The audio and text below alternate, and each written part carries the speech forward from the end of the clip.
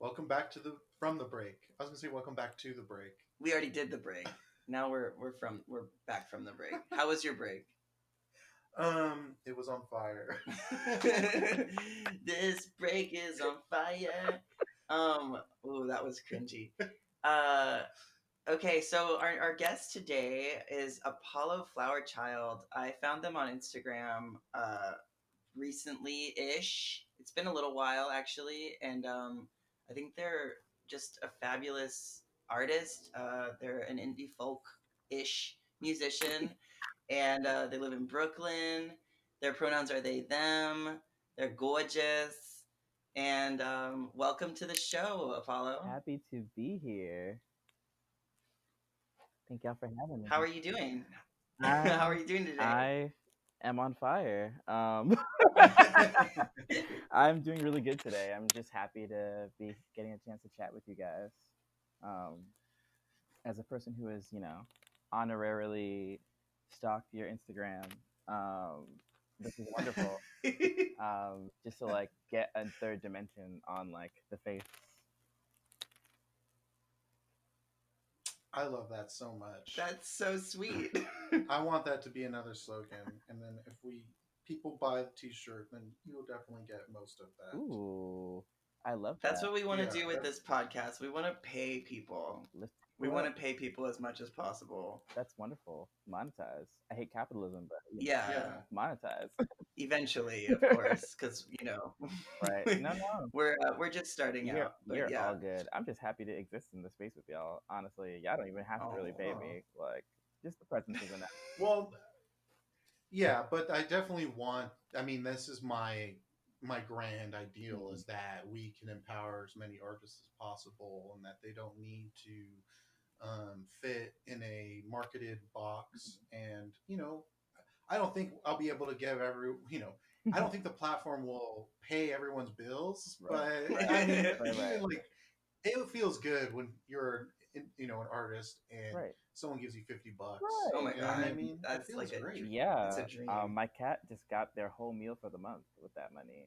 Oh, Oh, work. there we go. So we we should buy your cat more meals Yeah, and then yeah. your Get that fancy fee. art. so tell the listeners a little bit about what it is you do and like what your art um what your art is like, I guess. Cool. So yeah, my name is Apollo Flowerchild. Um, I am a musician. I've been a musician for 5 going on 6 years now. However, if you really scroll really deep into my Instagram, you will notice that I was a painter for 15 years before I became a musician. Um, Hmm. and that's been like most of my brain is built on being like an art student or like, the millennial term art ho. Heaux, of course, because it has to be Of fancy. course. But I my aesthetic in terms of like music, like thematically with my songwriting, and even with things that I draw, it's this weird mix of trying to discover what it means to be intimate and what it means to be so close to your mortality. Those two things are very important topics to me in like all life, and I think the lack of awareness in a lot of those topics is why lots of people are absolute garbage.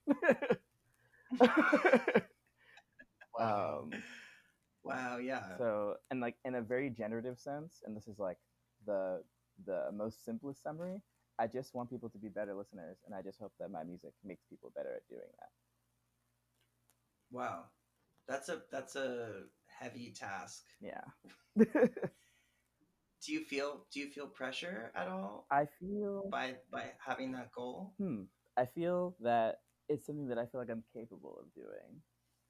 I feel Mm. like there have been other adjacent like skills that I have acquired over being like a recovery coach for 2.5 years and like being in queer community so closely that give me enough emotional competency to understand how to make people listen when they want to.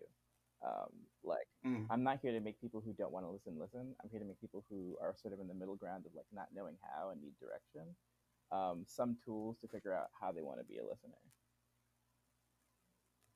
Wow.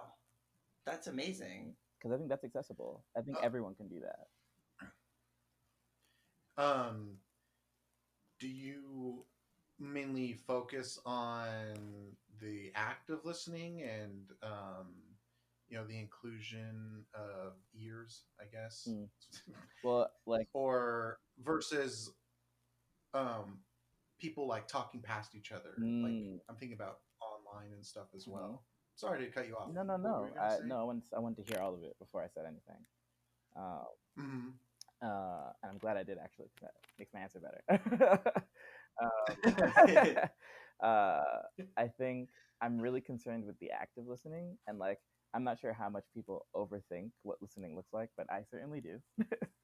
Um, Mm. and I think taking active listening a step further and a step backwards, um, and sort of like not seeing every moment where you're listening as a utility for something greater or beyond the moment. Sometimes just the act of listening, even if it's just for the discursive moment, is like important. I don't have to get anything from this conversation to feel like the conversation was valuable. And I think people, Whoa. like, just if I listened to you and allowed you to speak and had a discussion with you, even if I take nothing away from this discussion, the fact that I allowed myself to talk to you and not argue with you, not yell at you, not have a wall between us, like really just back and forth dialectic, that is valuable. And I think you really need to be able to listen without expecting anything after the listening to be able to do that. Wow. Yeah, I completely agree with you. I think that that's why mine and David's relationship has flourished so much, because we are two very, very different human beings with Mm-hmm. super different cultural identities, and yet we both, we listen to each other in a really deep, sort of present Mm-hmm. way, not really expecting much, and that's, I mean, it's been a life changing friendship for me, Mm. honestly, because David's just another cishet white guy, and however, like, he's one of my closest friends now, and Yeah. he's I like calling myself a boring, angry bro, a Bob, but yeah, we like that. Um, Um, I like Bob boring. because then it's so close to Bob. yeah, Because Yeah. it's like, yeah, which is just a boring bro. yeah. Is it Bob, boring, angry white bro with a W, or Bob, Bob. boring, Ooh, angry Bob. I think the I Bob is like kind of that. spicy. I like it. yeah. I Wow, like the wow. W. But Dang. Um, but yeah, yeah, I think that listening, I think that's beautiful. First of all, that's beautiful. mhm. That's It sort of like is. being able to have a friendship that is surrounded by that and that real intentional listening. It's funny because Yeah. of course there's more like nitty gritty that gets into that as well. Because Mhm. I think I said this on my live last night. um, that I've never said this in a public or audience way before, but that I'm a head to heart person, and I will explain that further. um, Mhm. I'm a person whose all my emotions are informed by how I think about things. None of my emotions can blindside me. I don't have emotions before I have thoughts or before I act. So like basically, I don't know what it is like to be impulsive. Because I Mhm. have all of my thoughts sort of like regulate how my feelings come up, and I can sort of like trick myself into thinking something, and then trick myself into feeling something based off of that. And Wow. it's a weird relationship I have to my body, and just like I don't know if it's like been. I know relationship trauma has contributed to that, but Mm. Mhm. and just the ability to sort of navigate things because like of course most people in life, and this is most people in life really, come from a space of like what toxic monogamy sort of looks like, and not that monogamy is inherently toxic, just the way that we're taught that it should be is. Mm. uh, I agree. Mhm. uh, and of course the result for me was that I sort of moved into a polyamorous sort of direction because I'm perfectly okay with and even sort of encourage to allow people that I love fall in love with other people. I think it's the most beautiful thing to just watch and witness happen. Wow. And I guess there's some for me there's lots of intersectionalities that make that very complicated. So like the fact that I'm asexual and aromantic make that very complicated, while still being polyamorous. Um, Whoa, I'm so curious about you now, even more.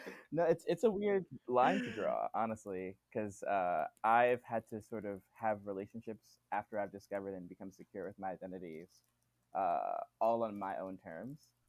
Um, like I have this weird thing where like people are not allowed to approach me.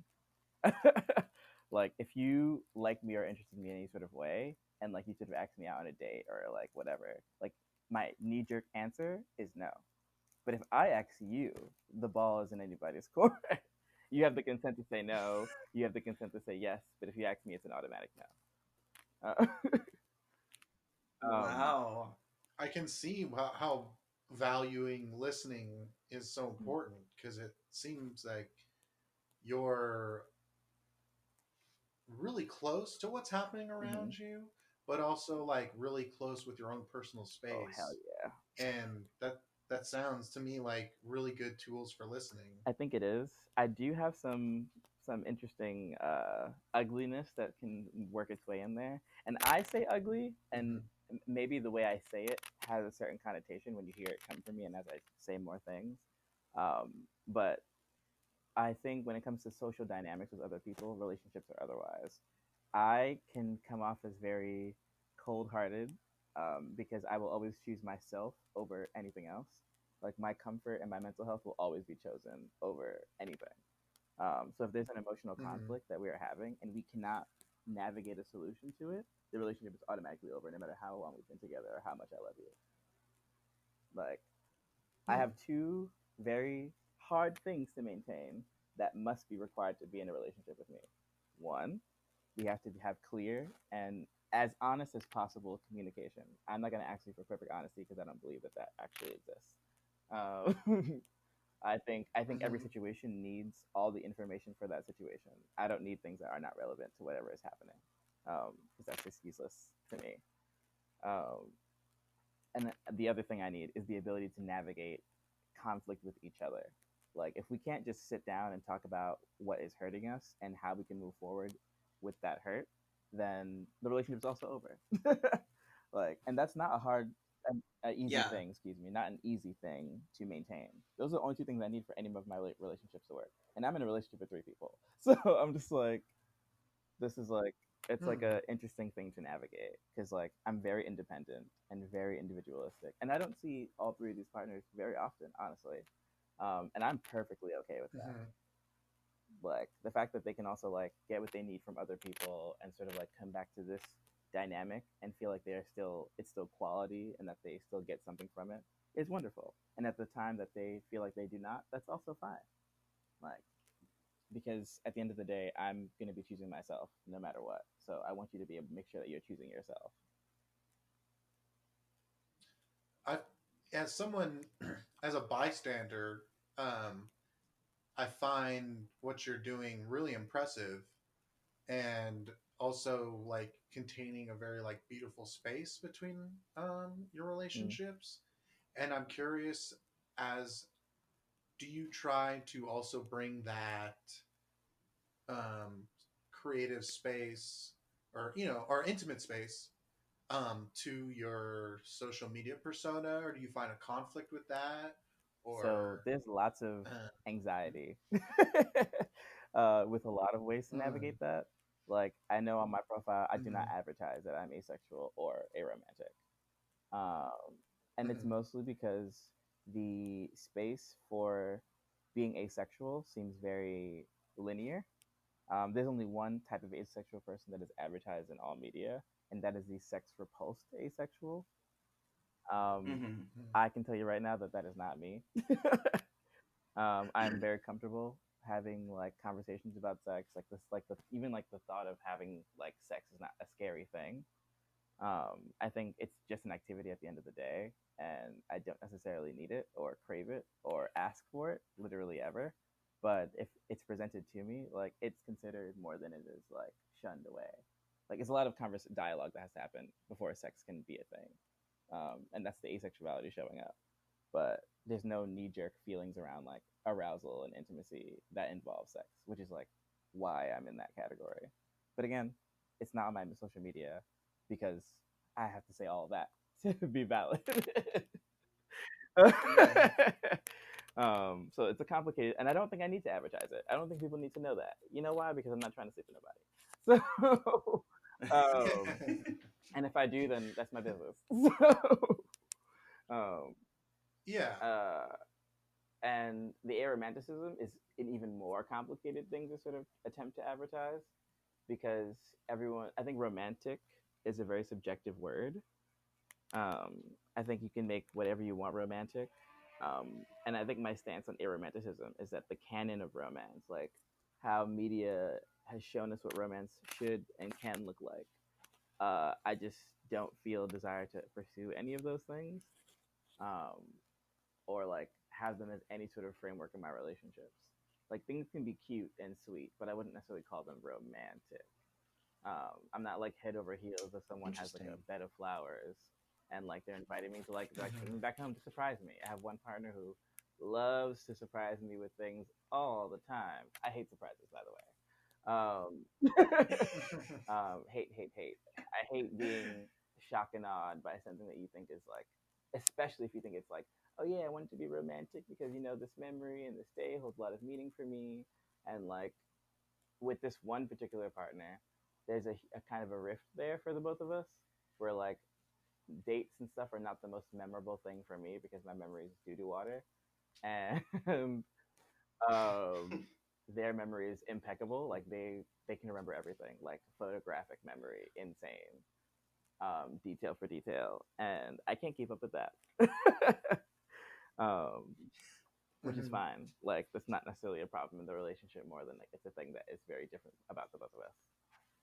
Um, Do you find it hard to justify not being openly asexual or aromantic on your Instagram because so many other people are pretty forthcoming with their sexual orientations, especially in the queer community? Like, do you ever feel some like pressure at all to like learn how to summarize your identities like online, or is it like do you just feel like completely at peace with holding that kind of closer and more I private? think I am at peace with holding it private, but I would be lying if I didn't say that like it would be nice to have a way to summarize it for situations where I would just have to like explain what that looks like for myself and like not a long-winded Mhm. history of Apollo, which I think is always necessary to make it clear. So I'm just like, um, and like the trial and error that it took for me to like really discover that like a very in my very young age, sort of like dabbling with the idea of aromanticism, but sort of being like, I can't be aromantic because I still want to be in a relationship with people. But when that was Right. Yeah, because I oh, yeah, go ahead. no, but like, because like that was like my younger self like being like, no, no, that aromanticism, no, because I was like, I still crave human connection. But like at its base level, that's all that it really was. Is that like I'm a human being who craves to be with other human beings, and it doesn't really matter what way that looks like. Um, like I'm not sort Right. of pining to be in like alt romantic relationships or alt intimate relationships with people, because like I could just call up my partners my intimate friends for all that work. um, but these people also find value in having like what they would call a partner or using that label. So I'm just like, I'm not gonna like tell you that you can't call me your partner if that's what you think this is, and it is that, like that it's a partnership with these three people, um, and maintaining that in whatever way we've decided to do that. So it's interesting. It's been interesting to create, and it has been like creating the language as I've experienced things. Because not a lot of language to like Right. go out and search for, which is fine. I don't necessarily have a disposition in which searching for information online about my identity has been fruitful. So, uh, Mm. so I've had to That's make my own interesting. language. Like I didn't have a choice, or I would not know how to describe myself. Hmm. Yeah, and that sounds like you've you've really like considered a lot of these ideas and topics and found where you feel comfort and Hmm. truth with that. And to me that does seem like a difficult position to like. How do I make simple like quick content? Like that's something Ezra and I have talked about, Mm-hmm. where it's just like this kind of the the pressure that supposedly artists have to do is to constantly generate content, and it would to me it would seem like it would be really hard for you to like put a label, since you're having to discover this on your own and finding their truths from within and your own thoughts and feelings, as opposed to you know, like even when we were talking about your music as being Mm-hmm. indie folk, we were saying how that was just kind of like a Mm-hmm. shoddy label to use, because you don't even feel like that's where you Mm-hmm. fit Mm-hmm. particularly. Right. It's an interesting thing to balance in terms of like advertising on media. Like I know before I joined the label that I'm under, Transtrenders, like I was told by the person who runs the label that like my branding was already so good, and I didn't even consider that I was even branding myself. Your branding is already so on point. Like it's great. We don't have to even do much work with that from brand. It's like, what does that mean? I never really asked them that question, but if what I'm doing is fine, then I guess I'll just keep doing what I'm doing. And I guess like what they meant by that too is just that I really am playing into sort of like the aesthetic around my last name more than anything else. Just Flower Child is my actual name, um, and that's like, and my relationship to sort of environmental justice and stuff like that is like why that is what it is. Um, and Hmm. I sort of like have this aesthetic that sort of is like doing everything in nature, sort of like bringing people on that journey with me and just enjoying life outside of the human species for what it is. Um, and I Hmm. just love to be able to do that, but it's not without the sort of philosophical and existential dread. Uh, it's very much like nature is great, and also we are tiny things and we don't matter. We are stardust, and like it's not to say that we are stardust and that's it, like period. It's we are stardust asterisk. um, Yeah, that's one of my favorite. That's one of my favorite mm, thoughts, honestly. Like that brings me so much peace to remind myself of my insignificance and how significant my insignificance really yes, is. it's Oh, it's gorgeous. That feeling is so good. And I want to just touch on real quick, like your aesthetic and your mhm, whatever mhm, your brand, as they say, is gorgeous and like drew me in immediately when mhm, I found you. So I think Transtrenders label is totally on point when they say that you should just keep doing what you're doing, because I mean, as somebody who I'm very partial to looking for mhm, trans artists, because that's my mhm, jam. And when I found you, I was just like, oh my god, like they are gold. Like they're just gold. I Um, appreciate that.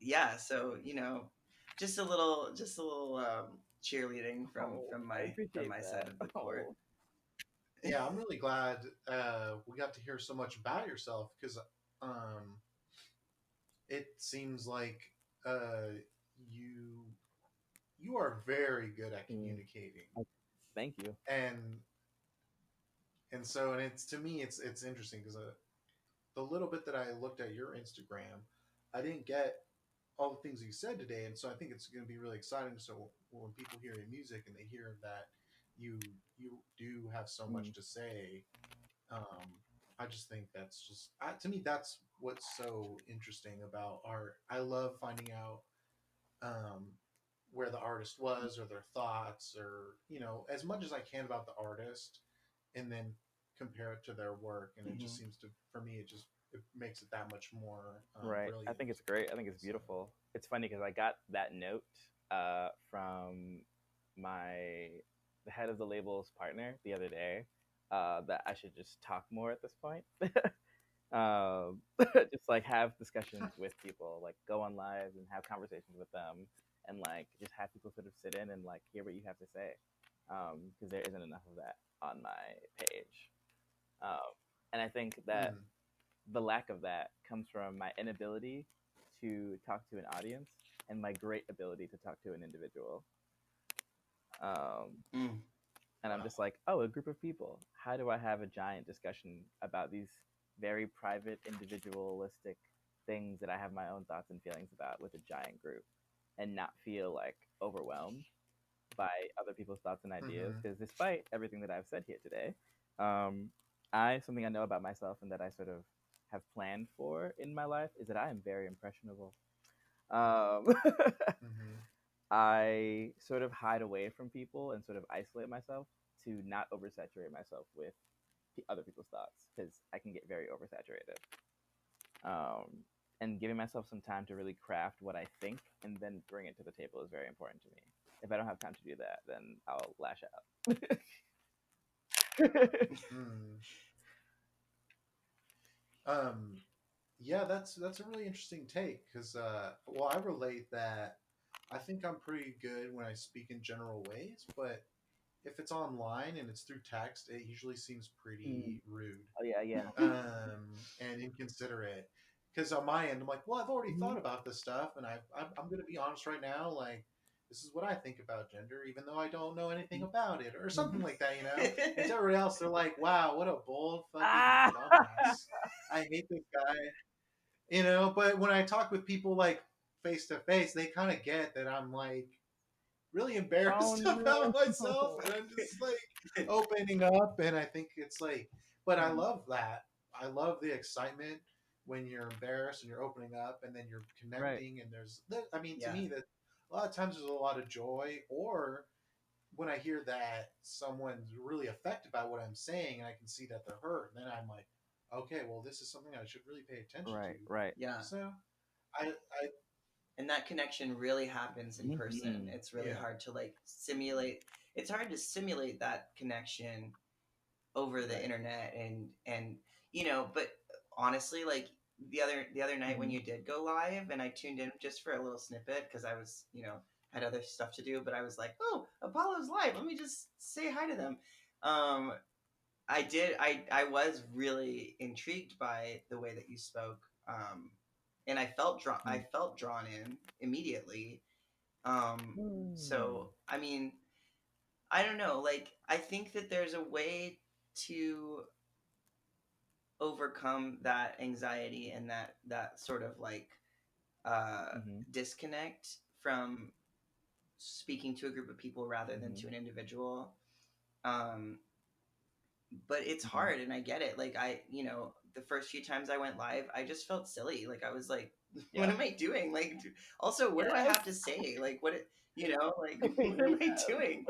And it felt like I had to have it all planned out, and I had to like be super confident, and I was almost trying to mimic like a vlogger or a YouTube star who was like really well spoken and had a script, but Hmm. I didn't have a script. And then as I kept doing it, I realized people actually enjoy the awkward Yeah. moments, and like the sort of like human aspect of a Hmm. live video. um I don't think people really expect anything else from a live video. Like, it's like once you click on someone's live, it's like you know what you're signing up for, kind of like you know that they might just be like, hey, so yeah, I don't know, Hmm. I just like whatever, No, no, like no, I like absolutely. I totally like get what you're saying. Which is why I'm always like, that's why I'm always like, yeah. whoever's like, I always like state in between my lives, like, honestly, whoever is here and is listening, like, I appreciate your time. Like, thank you for just sitting and like choosing to be Hmm. here because you didn't have to be. Um, and like, Yeah. I maybe this is my something a flex that I do to sort of coax my anxiety while I'm talking on lives. Like between saying a topic or an idea, I'll be like, like I encourage all of you to like say what your thoughts and feelings are on this topic. Like I implore you because to sit here and talk to you and feel like I'm lecturing you feels less like a lecture and more like I'm being ogled at. So and I have lots of feelings about Yeah. being seen in a way that I don't want to be seen. So, Wow. Yeah. I yeah, I feel yeah, that. lots of that. wow, I like how you said the word ogle. That really, I think that hits home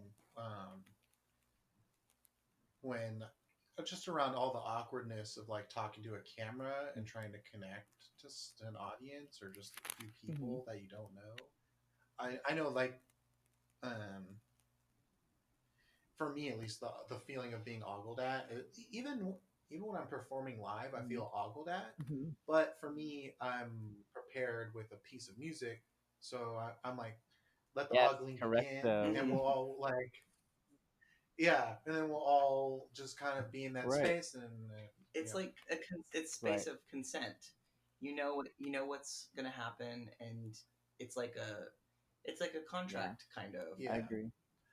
I just reminded there was what we were talking about earlier, there was a kid I who started playing live and there was like two people watching him. I didn't know him, but I appreciated his music. And so then it was just me and him. And then every couple minutes, I was like, "That was great. That was cool. Did you write this?" And it was really weird. There was like, "Who is this person?" And I knew he was a young kid in college, so part of me was just trying to be like, "Hey, I like what you're doing." And then he kept repeating the same riff that I really liked, but then after like 3 minutes, I was just like, oh, this is so awkward right now. And he has an audience. He has the chance to impress someone, but Hmm. But anyways, um, I ogling, man, that is the word I think That when is it the comes word. to Yeah, live streaming and dipping right. our I think toes it's in. even more intense for trans folk, especially. Because we're trying so hard to be Mm, seen in our truth, especially in a physical way, in a material way. Mhm. hmm Um, and sometimes it makes it really hard to make room for trans folk who don't see that visual aesthetic as a part of their trans experience. Because lots of like non-binary agender trans folk. Oh yeah, I forgot to mention that I was also agender. And as of the other two things that you've heard me say, I call myself a AAA battery. So, just like this life just worked out that way, I guess. um, That's but beautiful. I think in being an agender trans person who like is pursuing a gender affirming surgery is like a very awkward position because like I don't want my body to be seen at all. um, but I do want like my voice and the way what I talk about and my personality to be at the forefront of my transness. Like whatever I've crafted Right. over the years, like the person that I've become, that is the most instrumental part of like my personhood. It's less important that I'm trans and more important that I'm Apollo. But the transness is like a piece in that greater whole. Mm, I feel that so deeply. I always say um, my transness has very little to do Mm-hmm. with my gender.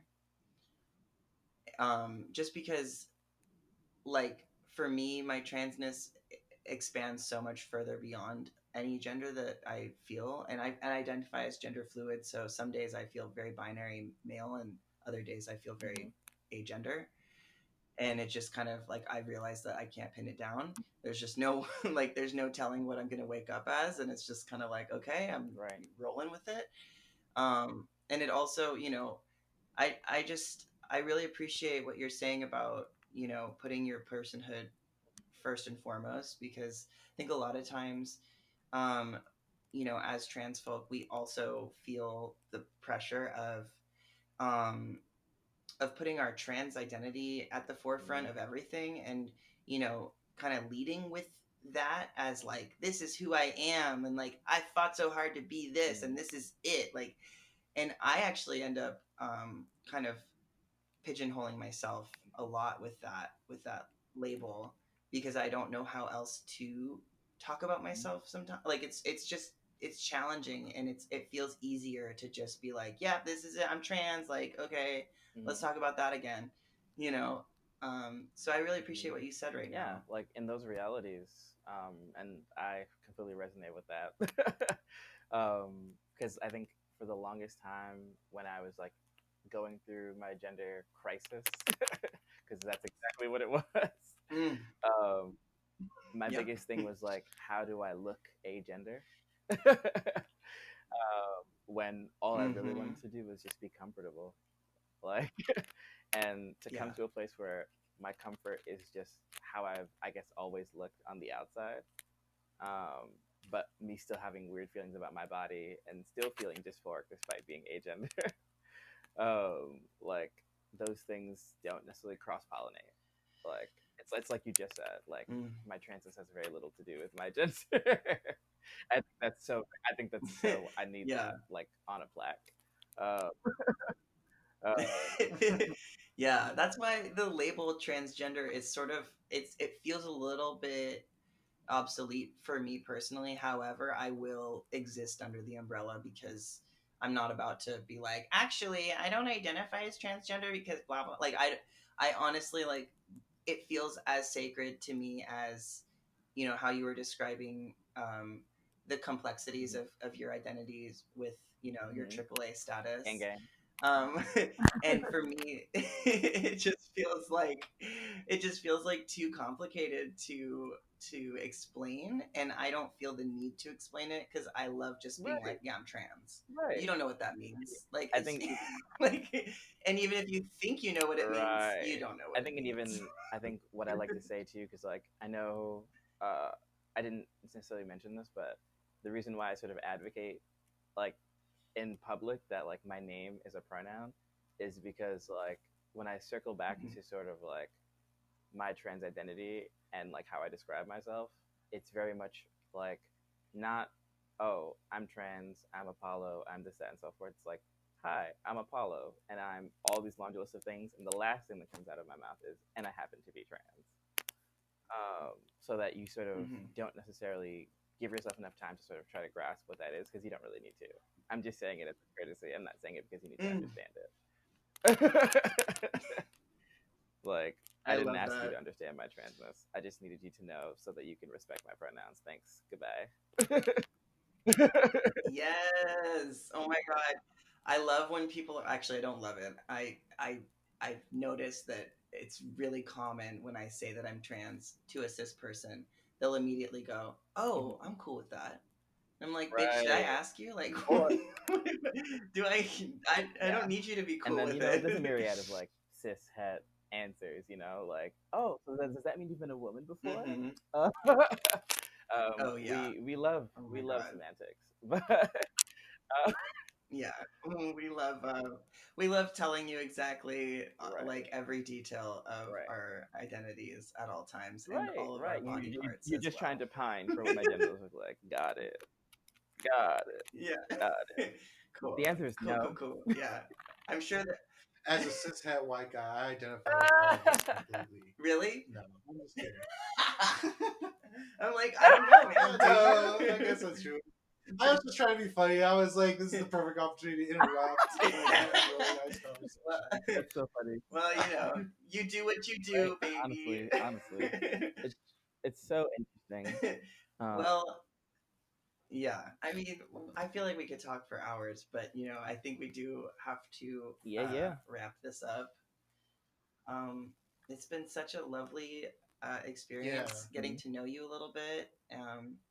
I'm sure this is just the tip yeah, of the iceberg, and I'm very intrigued by you still, more now than I was Yeah, I earlier. can't wait to if you would like to be on again. I can't yeah. wait for This that is and fun. hear like if you've been having more conversations with an Yeah, audience. I found this just very interesting and cool, and just so glad yeah. we I'm got very to happy to meet. be here and just to have been able to talk to you guys. Like, I just feel so alive in conversation, like in the dialectic, and to be able to just talk to people and be discursive. Like, there's no better moment than moments like these, honestly. Mm, yes, absolutely. I feel you. Do you want to plug Ooh. anything? Do you want to Um, talk a little bit about your Cool. IG Quick handle and all plan. that? So this is my shameless plug. My SoundCloud is my name. Everything's actually really easy because it's just my name on everything. Apollo Flowerchild. Facebook, Instagram, Spotify. I recommend you take your time going into that Spotify because there's only one song on there that I released on my own, and I'm not too proud of it. But if you like it, let me know. Uh, but yeah, that's Cool. my things. Hmm. Also, I'm currently in the middle of working on my first official single under Trenders with Studio G, um, and it's gonna be great because we're trying to push it to be a Billboard Top 40 song. Oh wow. Hell yeah, honey. Like That's so very stay tuned. exciting. Cool. And we will definitely have more of your info written out in the description of this episode as well. But I just love hearing people talk about their various social media platforms Copy and that. plugging it Well, themselves. thank you for having me. This was really lovely.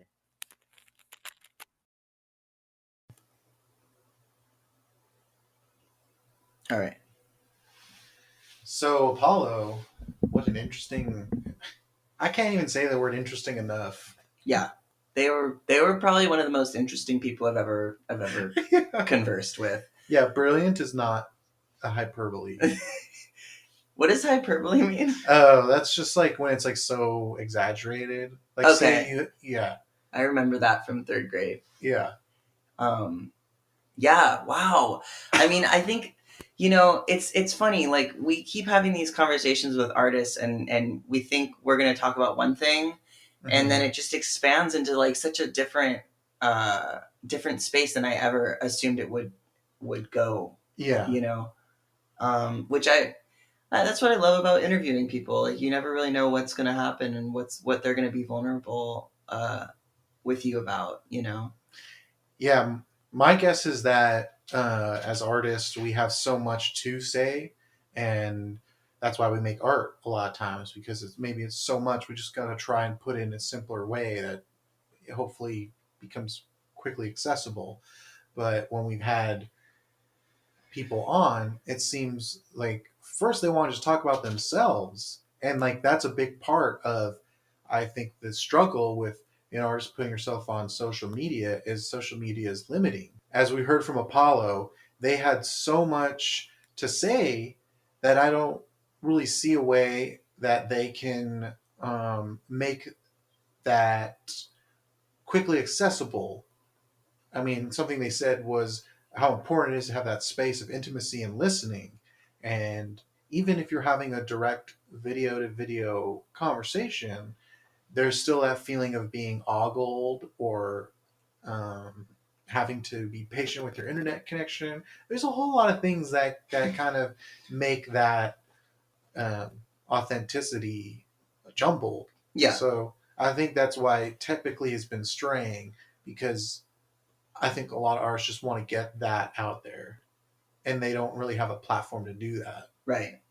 Yeah, I mean, I think that also a lot of times, there's a shit ton of pressure to make yourself fit into a 2 minute long, really interesting, really attention grabbing sort of um, soundbite like summary, right? Of like, this is who I am, and this is how I am, and this is why I do the things I do, and this is why you should be interested in me.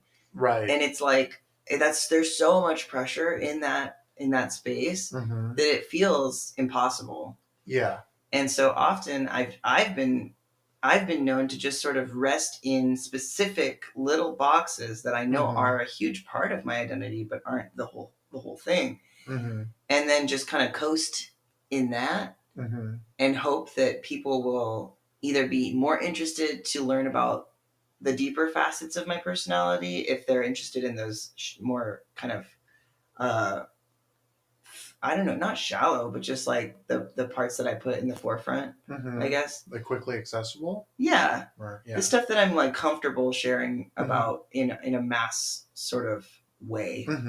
Um, and then hopefully that'll pique their interest enough to like get to know me on a deeper level. Yeah. But it's it's still having to choose. It's still having to like prioritize. Okay, what parts of me are the most marketable? What parts of me are the most exciting or interesting? Or like, how am I going to grab people with my personality? Oh, it's this, this, and this. Okay. Right. Like instead of just being a human who's multifaceted and just that's it. Right. Yeah. It's hard to corner. I guess I never thought of that term, cornering the market, but it's hard to corner a market if you're just a human being with complicated identities and thoughts. And I know for myself, like I love that part of myself that's complicated. And so when someone gets to know me, that's what I want them to know first.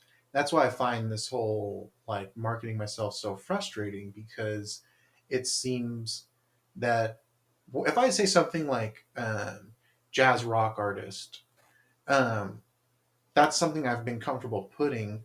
But if someone says, "Oh, like can you play standards?" or if I want to talk about how I arrived to that conclusion of why that's the music I like. That's the music I make. Not that that's who I am. So if you're interested in it, then you can click on it and then you can listen to my music and then you know what I mean? Like that to me is like a weird discussion. Hmm. How so? I'm just curious. Like, what's the difference for you? Um, well, it's like you were saying, there's parts of you, well, they were saying there's parts of you that you're okay with the mass, like a mass production or just people relating in a quick or shallow manner, not in a derogatory sense, but just Absolutely. easily accessible. And I mean, part of me just doesn't find that to be true at all for myself. I don't find anything about myself to be truly accessible, or sorry, not truly accessible. I don't find any part of myself to be quickly accessible. Right. I'm a person who just thinks a lot, and uh, it feels like a betrayal if I was trying to put myself in a shallow box. I don't think it's. I used to think that it was a betrayal for everybody, and so then I used to have these pretentious thoughts like, "Oh, boy bands, that's not real music. What I do is real music." Right. Then when I've mentioned I worked on my envy and things like that, and I found things to admire. It was like, whoa, they can fucking dance and sing and look really cool, like way quicker than I ever could in my lifetime, no matter how. And so for me, it was like, okay, well, I'm different. I don't want to have that shimmery glamour that's really accessible. I want to have a kind of boring, thoughtful, contemplative relationship to Right. people. And that's somebody's jam out there, you know? Yeah. Like there's I will say this probably multiple times.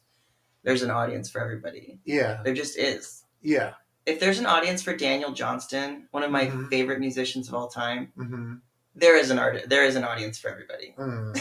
It's just yeah, that's a beautiful sentiment. Yeah. You could write that down as one of the slogans. Yeah. I see you pulling your phone out trying to take notes on it right now. Yeah. Because I think some of these slogans to me are just funny and I'm just trying to make the podcast interesting. But another time I feel like they're kind of a little bit like affirmation-y or you know, slogans. It's like, and I think there's an audience for everyone. I do think for certainly for me, I'm like, oh, there's an audience for me, but I think that audience is also kind of contemplative and reserved, and so. But then who am I? Right? Because like you wouldn't assume that I would be somebody who would listen to your music based on the music that I create and based on what I listen to. Right. But then again, when you showed me your stuff, I was like, oh, if I heard this on Spotify and it just randomly came on one of my daily mixes, I would like this song and I would listen to it frequently. Oh, wow. Like I would like you. Yeah. If I didn't know who you were. Which, I mean, might blow your mind because I also listen to like faggy music and like, right. like female rap artists and like, like I have a really varied music taste and you definitely fit into my music taste. Yeah, all for me the podcast has been an experience so far where I'm like, oh, I have a healthy relationship to this and I have an unhealthy relationship to it. It's like funny that I have a healthy relationship to avoiding all of this stuff, and I have an unhealthy relationship to avoiding all of this stuff. Yeah, I can see that. And I also don't think I know everything anymore. So that's also what I find. That I just remember, like when you read about art history and stuff, it's artists together kind of figuring out where they're at and like figuring out the new zeitgeist and the new, like, okay, now we're talking, let's like be less, instead of painting real things, let's paint abstract things. And what's our relationship to abstract? Yeah. And so I just don't know how people do that nowadays if everyone's trying to corner a market. I think that's kind of the struggle everyone's kind of in, and Mm-hmm. there's an insecurity all around that. And so it's interesting how when we have these guests, they don't necessarily jump to, oh man, I wish I could post something every day, but it's hard to come up with things because I think we all relate to that. It's more, well, I am an individual. Yeah. Yeah. And because there are so many individuals attempting to have some sort of platform and have an audience and use social media to, you know, hopefully get their stuff out there as much as possible. Um, I think that that's what people are hoping to use as a way to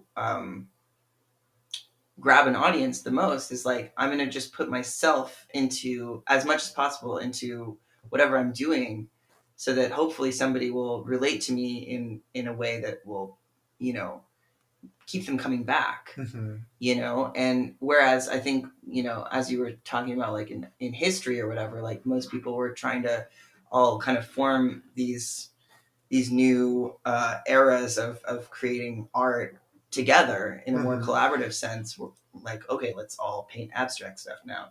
And now it's like, oh my god, you're painting abstract stuff. Okay, so I'm gonna paint. That doesn't really speak to me, so I'm gonna Yeah. paint this instead, and like hopefully it's way different than what you're doing. Right. Yeah. And if ever I see somebody who's doing something similar to me, I'm like, oh my god, now everything's called into question, Mm-hmm. and now I have to like really like diversify, and like I feel like I have to be as unique as possible. Yeah. And I feel like this sense of like I feel a sense of pressure to form my uniqueness rather than allow it to be as unique as it already is, because we Mm-hmm. are all unique expressions. Mm-hmm. And like, you know, my art's never going to be the same as somebody else's, Right. even if like upon first glance it might look the same. It's just not. Right. You know. So there is this like weird pressure to just be as weird as possible right now. Yeah. And we're also, a lot of artists are aware that this kind of individualistic, capitalistic brutality, self, you know,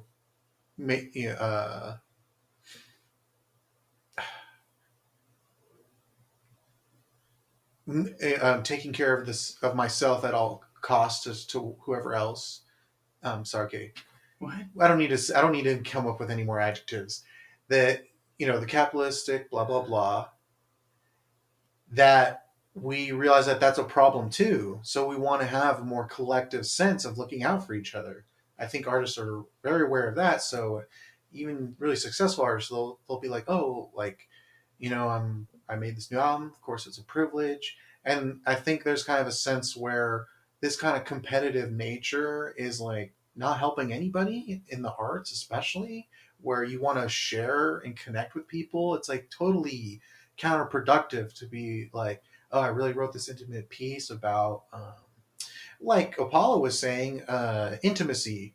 I wrote this really amazing piece about intimacy. So please, like, subscribe and follow me as much as you can. It's just, Yeah. there's not, it doesn't, it's, uh, they seem very aware that intimacy requires everybody to experience intimacy on a very creative level. Right. So I think that's why there's just this craziness happening in the art community. Yeah.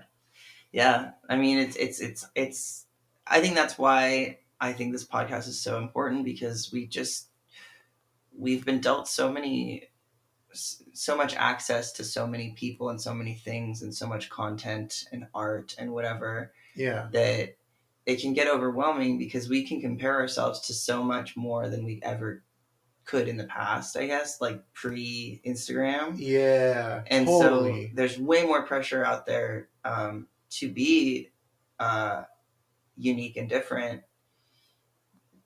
And it's like the days where I realize and I can just recognize my authentic uniqueness Mm-hmm. are the days where I don't feel that crazy on the internet.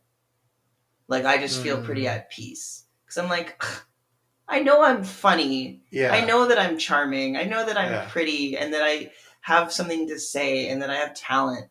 Like, I don't need to have more of that. Mhm. I have enough of that. You know? Yeah. But on the days where I'm insecure, I think, oh my God, how can I just like play up my quirkiness, or how can I play up this? And it feels like I'm trying to manipulate my audience into liking me when they already hit the follow button. Yeah. They already liked me. Mm-hmm. And maybe they liked me because I wasn't trying so hard. Right. Yeah, that's a really good point. I know for me, I've got to say, like, oddly enough, I'm really grateful for this disability that I have now, that I can't play my music, because I couldn't. The comparison was just so, like, before, when I compare, sometimes I get really excited, like, oh, I gotta, like, catch up to this guy. Mm-hmm. That's why, like, I haven't listened to Kendrick Lamar, because I heard like 20 seconds of it. I went, oh no, I'm never gonna get there, and I'm gonna obsess about trying to, like, get there, and not in like a. It wasn't jealous at all. Like, I was so, like, hyped, like, oh my God, this is so, like, whoa, Like, too exciting. But so for me, like, having this disability and I can't play my music, I know for me, I've been in a privileged place that I haven't. My life hasn't been inconvenienced too much. I don't know how that will change, but I've just been able to be secure with myself as how do I feel about art? How do I feel about artists? How do I feel about what's going on? And I found myself going, wow, I really care. I've worked really hard on my, I would say, problematic behaviors. Like, I worked on my envy, I worked on my lack of gratitude, I worked on my groundedness, I worked on how I fit into the world right before this disability. And so when I'm sitting there with my thoughts and ideas, I kind of found myself feeling better about all of this. It's like, oh yeah, this is kind of crazy. Like, maybe I should reach out to my friends and say, like, everyone has a problem with the internet, or how's your comedy doing, or how's your music coming along. Like, I genuinely cared. Mm-hmm. And so that's why I haven't felt thrown yet about all of this, all of these discussions, because I genuinely see, like, I think at the heart of it, like, art, they just care. They really, it's like, who cares? Artists. Yeah. And if they're having a difficult time sharing that, it's like genuine. Yeah. Oh yeah. Absolutely. Well, you know what? I think this was a solid episode. Mm-hmm. I feel really good about our interview, and I'm really excited about, having Apollo Flowerchild back on. Mm-hmm. So we'll have all of Apollo's social media platforms and all that in the details of this episode. And if you are an artist and you're interested in potentially being a guest on our show, please email us at internetinsanitypod@gmail.com, or DM us on Instagram at internetinsanitypod, and follow us and like this shit and rate it and do all the things we need to do in order to be successful and continue uplifting artists as much as possible. Yeah, sounds good. Bye.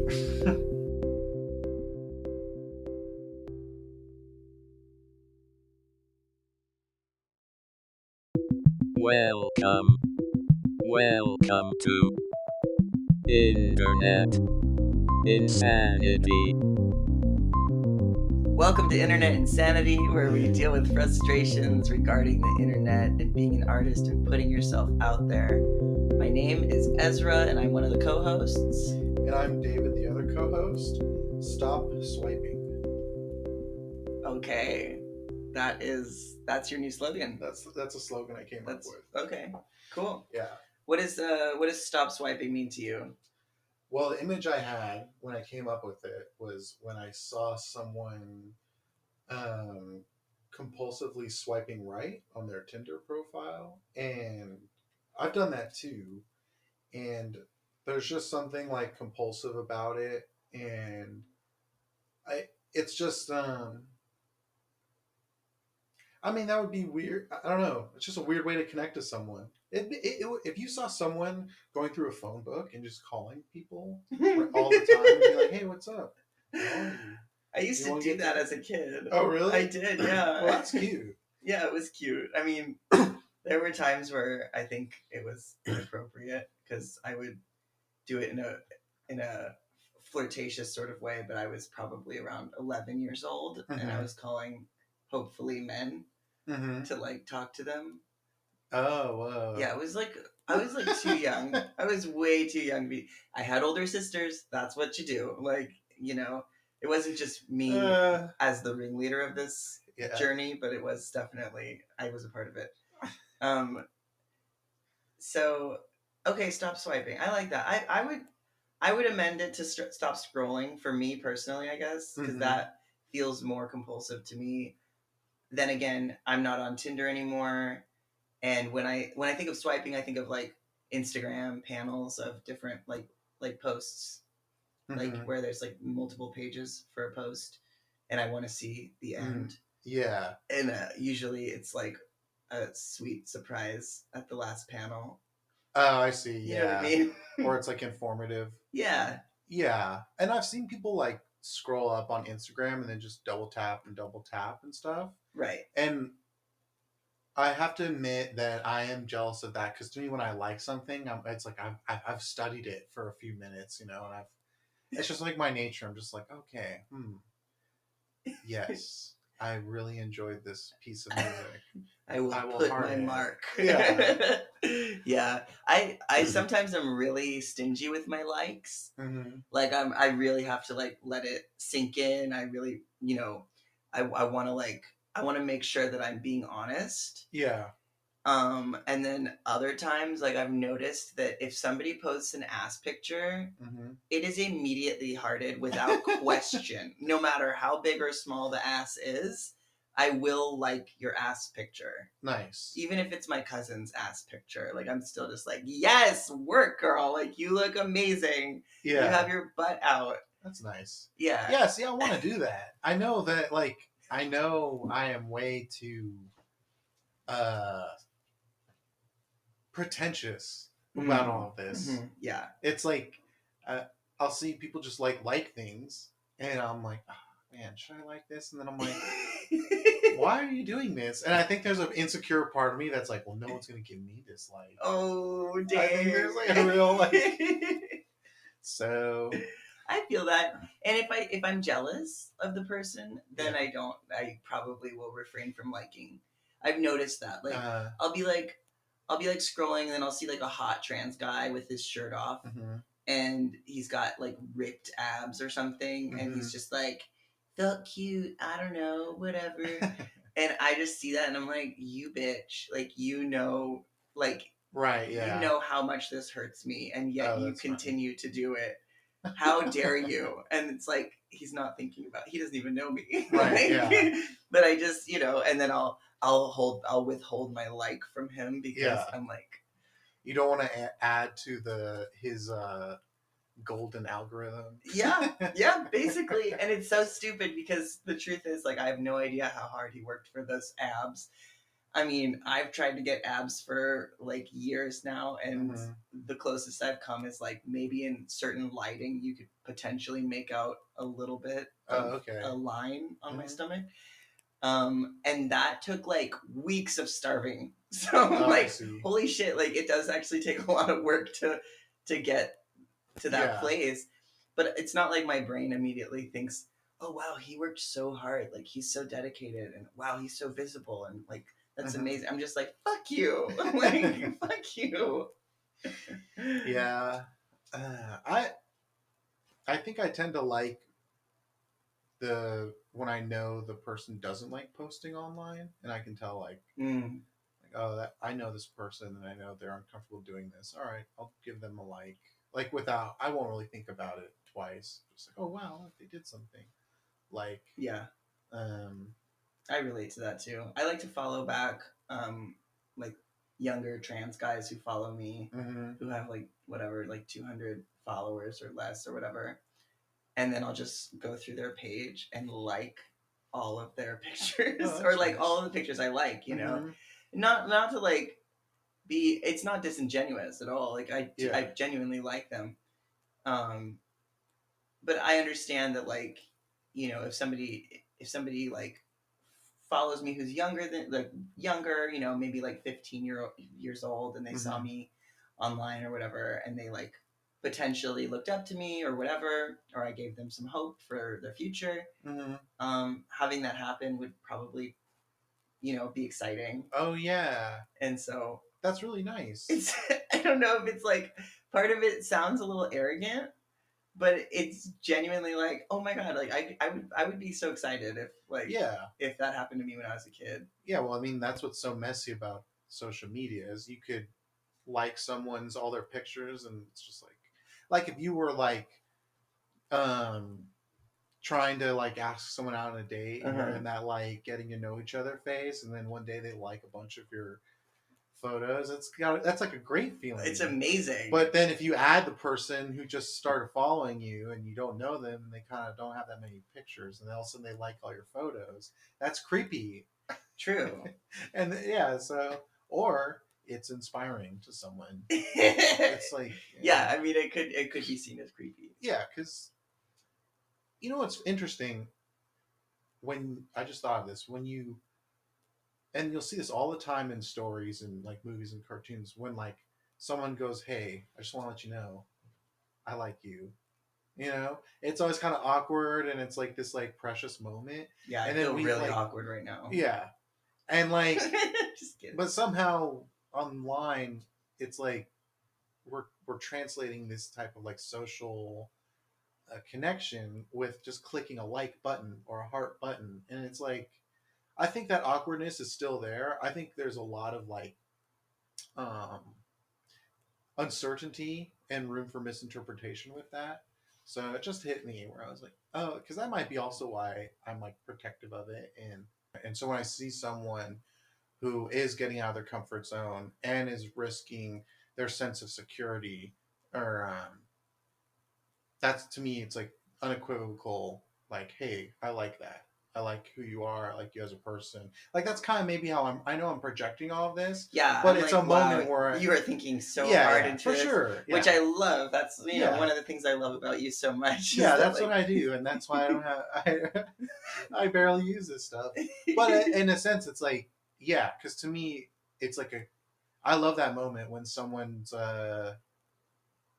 growing and they're demonstrating some courage, but like in an open hearted way. Like I just love being like that was awesome. Like I in my mind, I'm like if enough people told you that, like that would change how you see yourself in a really good way. Not like permanently, and then you know everyone changes, but I'm just saying that moment. yeah, Yeah, because I think I see that a lot in recovery. It's like when someone's like a few days sober and they're strung out. And it's like, hey, you're doing a good job. Like, oh my god, it's like, oh man, wow, I really need to hear that because everything does oh. not feel okay right now. My favorite was when I was like 2 days sober and someone was like, "You're right where you need to be." Yeah, I was like, "Oh, whoa!" yeah, And that's the kind of thing that's the message that I try to get across to like kids who might look up to me potentially. It's so hard for me to even say that, but like that I know that Yeah. that exist they exist out there. I know that because right. they DM me about it. You just don't want to let it get to your head. Exactly, because then it'll get weird. Yeah. And the truth is, like, I was told that I'm right where I need to be when I was a young trans kid trying to Mhm. like navigate the world and like trying to get on hormones and all that stuff Mm-hmm. by like a couple trans people who were older than me, just barely took me under their wing, barely. Like it wasn't Mhm. even a lot. It was just like, hey man, like you're doing great. Is that a beard hair I see? Good Mhm. job. Like Oh, really wow. like subtle things that like stuck with me so hard. Mhm. And I know that like now it's a little like the support is a little more accessible on over the internet, you know, like there's more of a community now. But like back in 2013 there wasn't that Mhm. as much at least. Yeah. So I think that's why like those little interactions really stuck with me. But now that it's more accessible, like I just want to like rain it down on the trans youth as much as possible. Like, No, that's really nice. yeah. Well, yeah. I mean, and that's why you know I try to shower people with hearts as much as Mhm. possible. But as far as the trans guys I might look up to, it's Right. really hard for me to shower them with likes. I'm just like, how fucking dare you? That's so funny. It's so stupid, and I mean, it feels very childish. It Mhm. feels very like middle school drama. Yeah. But like, I don't know. I mean, you know, it's happening regardless of whether I'm talking about it or not. Right. Yeah. And I think it's really cool to just be vulnerable about like the like sticky parts of ourselves that are just like, ew, I don't want anyone to see this gross thing that I think Yeah. about somebody in my community. Like, Yeah. oh my God, don't like, don't think that. But it's just like a reaction, you know, because Yeah. I'm insecure and I have issues with body image and stuff. Yeah. You And know. identities are also multifaceted. So there's parts of us that feel insecure and part of us that feels secure and Yeah. all this type of stuff. So I just remembered I did this for like a week. I tried really complimenting people. And of course, it came across creepy because I have like 0 followers. But there was this one podcast. Oh my God. There was this podcast that like has a lot of listeners. And no selfies, by the way. Like No no one knows what David really looks like either.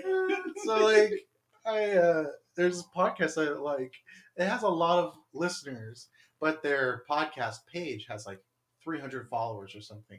So they'll say, "Hey, new episode this week," and it'll get like 1 like, 2 likes, and like for like I think like 3 weeks, I was like, and it's like a comedy podcast where it's like comedy seller bros, you know, so they're always like talking shit about each other and things like that.